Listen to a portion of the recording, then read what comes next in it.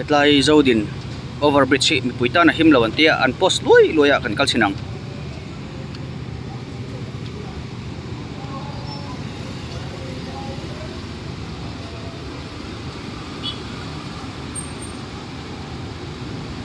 tai pop wow phot maya tai chu lo om viau lo ni lawa maya pop phei the thua mai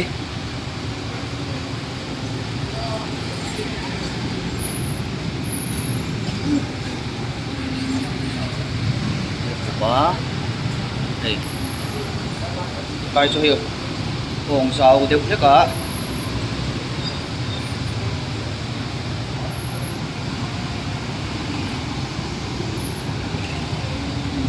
bọc chụp là ốm phiêu ốm lâu đi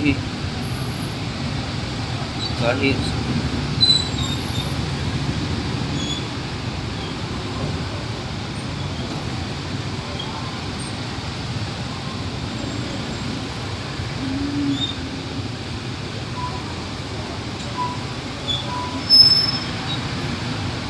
có bọc cái chụp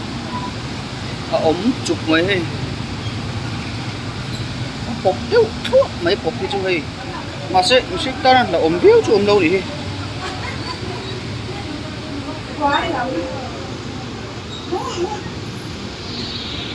kalau phone dan dia sim-sima.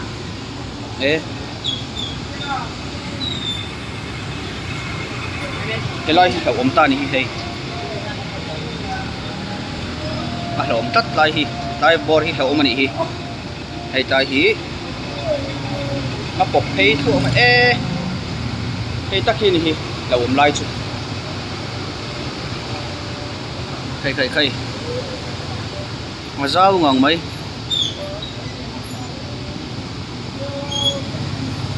và hiếm lâu khóc mấy hay chú thu này tu tệ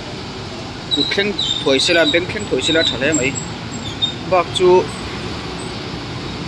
lâu ốm tổ liêm lâu tay hi hộp lệ cua và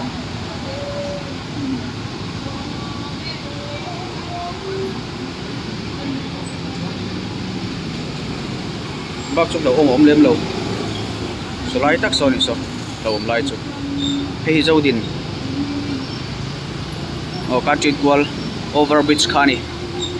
en don le lo kang tlai hi chu mong asa ve zar thei mai a nei zau takani ei kutalen hal mai phim kurangai khop mai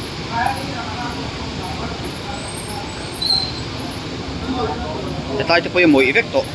alan dana chon hei ati chin khan ni ro se